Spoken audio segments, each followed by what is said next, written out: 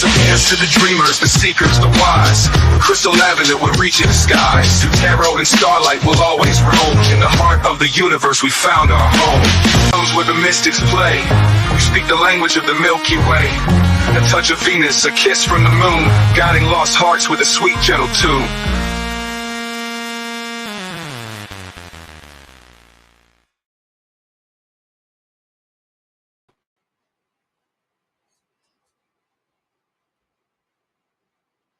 Hello, hello, welcome here, welcome back. Good morning, good night, good afternoon, whatever part of the world you're on and whatever time you are watching this video. We are going to do the individual reading for the Sagittarius collective. Hi, Sagittarius, welcome here. So we're going to find out what sort of energies the Sagittarius collective have got going on, all right? And before we get started, we are going to talk about this. This is my book. It is called Say You Love, and it is a testimony of triumph over the darkness of childhood sexual trauma and addiction, okay? And I wrote this whole entire book using my phone and some paper. So I would write down stuff on a paper, and then I would talk into my phone with a text-to-talk, and then I would go back in and edit it. And I completed this entire process with just my phone and some paper, all right? And I share my story as a message of hope and inspiration. Like, I'm very loud about my recovery for those that are sitting in silence, like suffering in silence. All right. I don't want anybody out there to feel like they are alone. Like you can overcome this. All right. Don't feel like you're alone. There's nothing that you can't overcome. You can turn your pain into purpose, right? There's somebody out there that needs your story, that needs to hear how you overcame what you overcame, so that they have like a guiding light to overcome what they're overcoming. Like, other people's stories I find are the most inspirational. Like, it's more inspiring to hear somebody that has overcome something than to go sit in a doctor's office and, like, be looked at like they're judging you or something. So I'm very open and honest with my recovery. Like, hi, my name is Crystal and I am a recovered addict. I'm 3+ years into recovery, and I'm very open and honest about my recovery journey because I know what it feels like.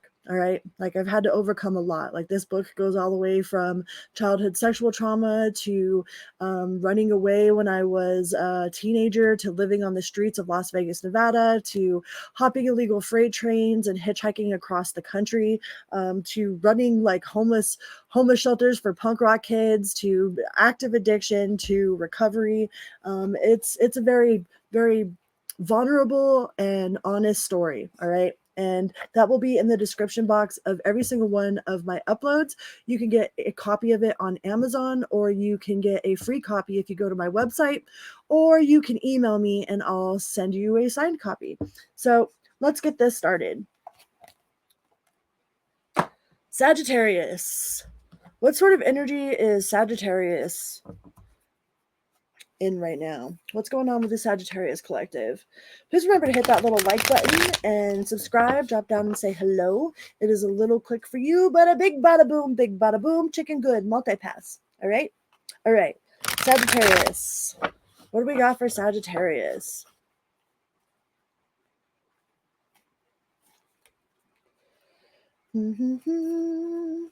I don't know if any of you guys got to see the Aurora Borealis. Like, I got to see the Aurora Borealis for the first time from my driveway, and I am in Colorado, and that was absolutely a dream come true. Sagittarius, do you not have faith about something? Are you running out of hope, running out of steam with the star card in reverse? You could be dealing with an Aquarius, but like there just feels like a lot of insecurity, or like there's like something that's like discouraging. Maybe something somebody said to you is discouraging, or like there's definitely a discouraging like energy around you, because you do have the Nine of Swords as well. I mean, the Nine of Swords is in the reverse, but that's a lot of like inner turmoil, deep-seated fears, secrets, releasing, worry, hope, reaching out. You have the Queen of Wands in reverse, and you're trying to build up your self-respect, your self-confidence.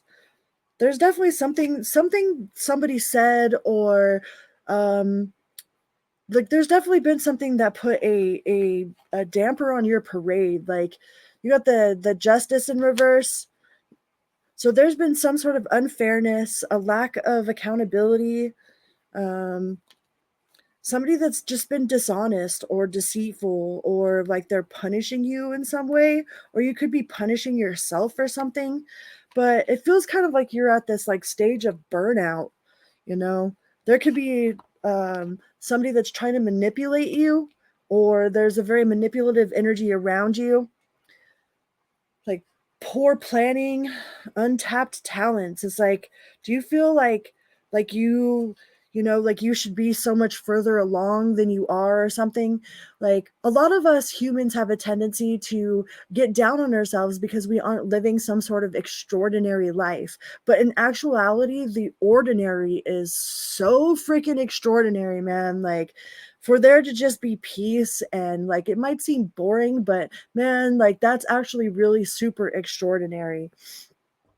There might have been somebody that you were dealing with that had some sort of like addiction or a secret addiction, you know, something that they were working on, you know, or you thought that they were working on, but you might have found out that they've been like maybe hiding them little shooter bottles in places, or, you know, they said that they had cut back on something, and like you're kind of finding out that like it might not have been the whole truth, you know, like they weren't necessarily lying. It's like don't ask, don't tell.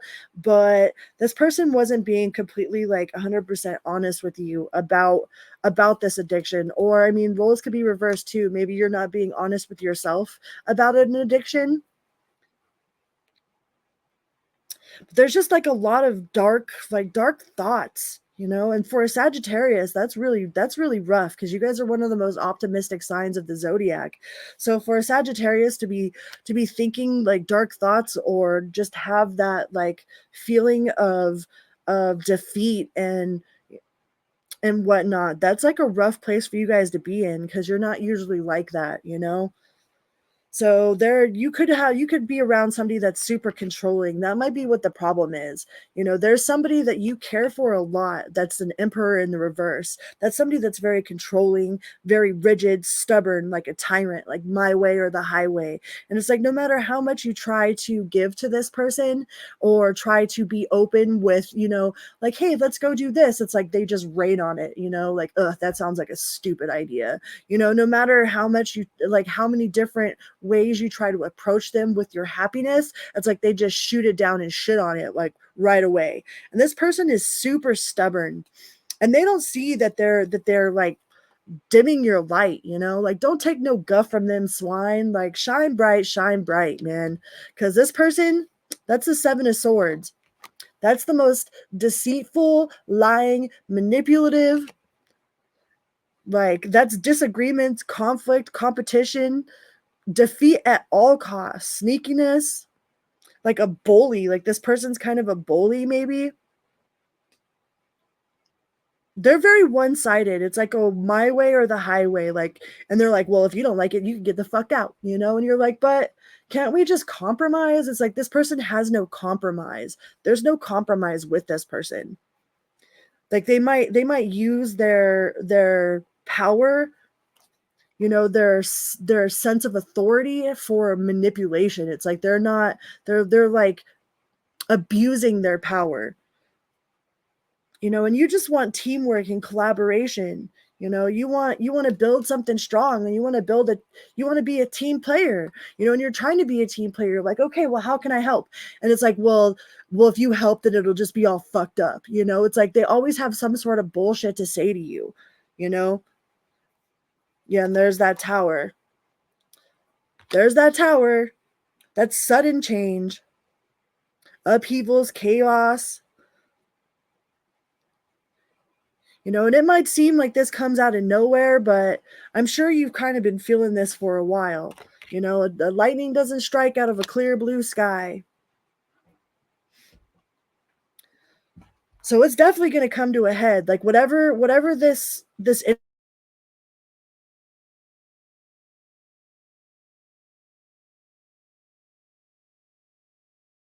like it's going to come to an eruption. Well, that was weird. It just blacked out. Huh.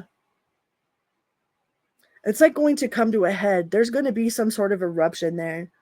And through that chaos, and through that eruption, something new will be created. You got the Page of Pentacles right after the Tower card here.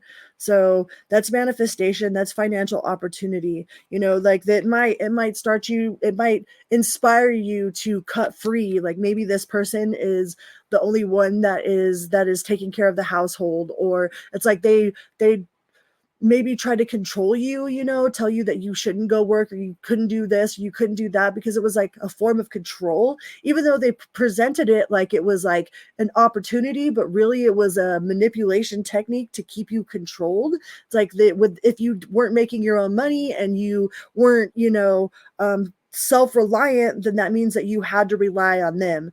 And I think through this Tower moment, you're going to find a sense of independence. Like you're going to be manifesting your own financial opportunities, you know, developing your skills and your abilities,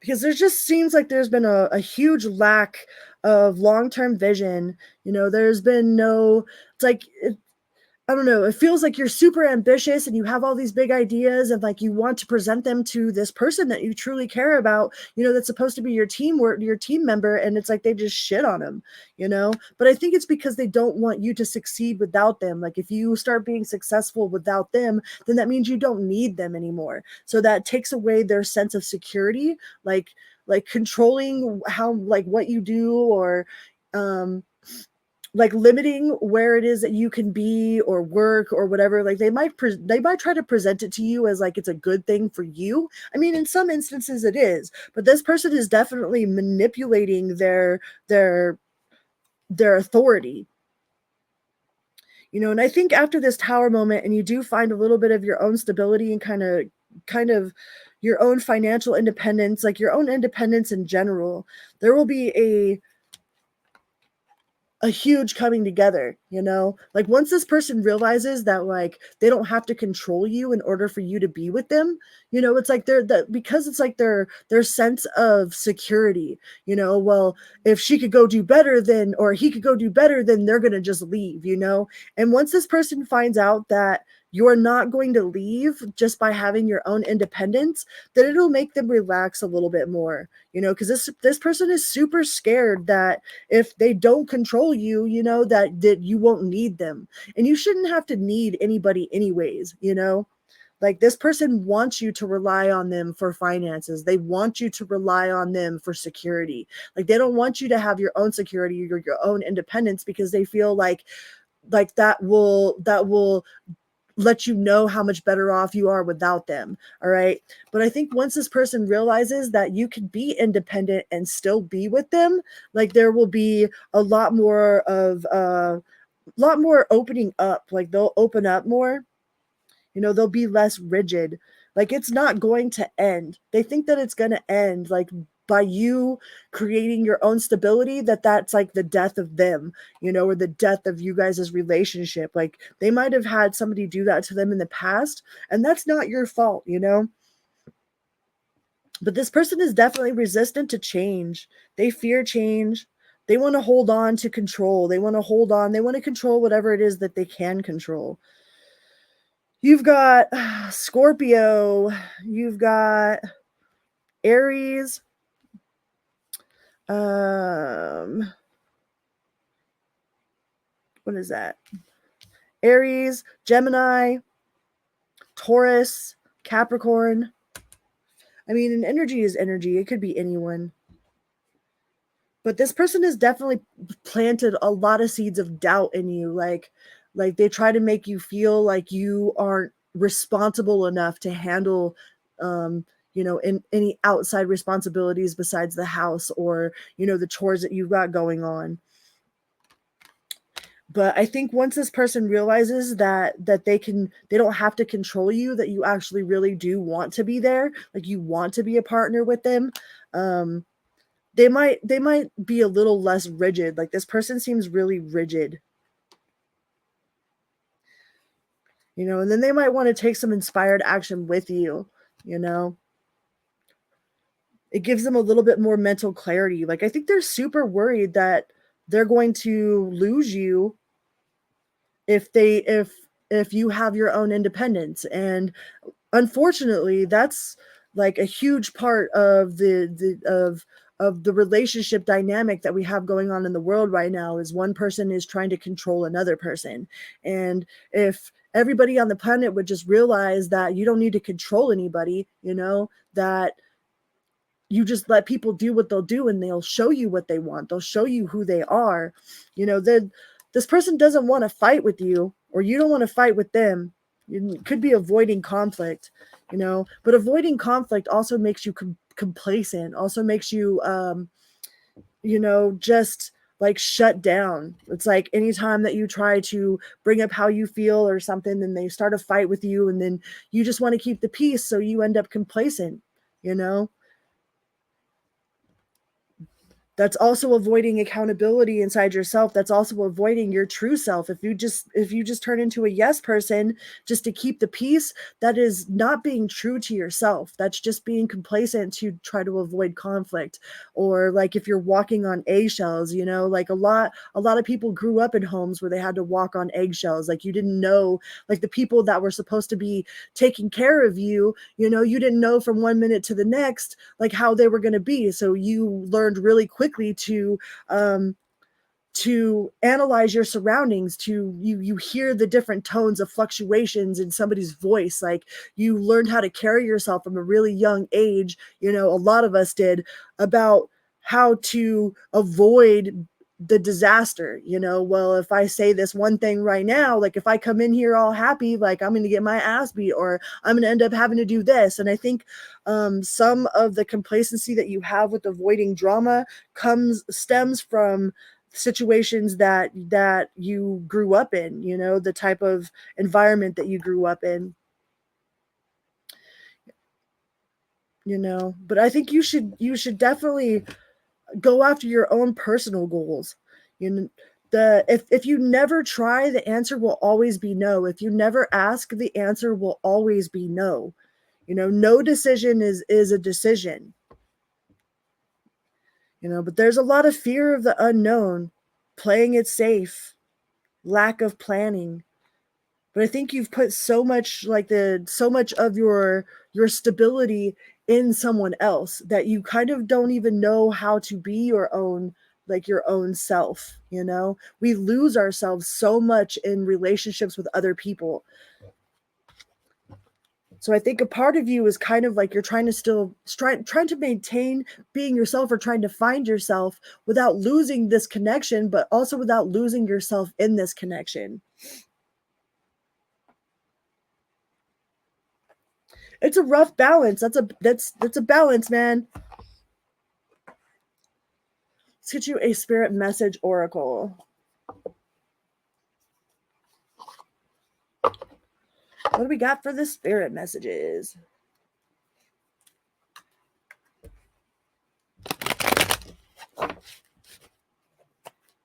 Look all fuzzy. Do I look all fuzzy? Who cares? Message is out, right? Right. It's not about what we look like. Although video quality does, whatever. That's that ego side. The ego comes in, the monkey brain starts chattering. Shh, shush, monkey brain. All right. What areas of your life are you avoiding?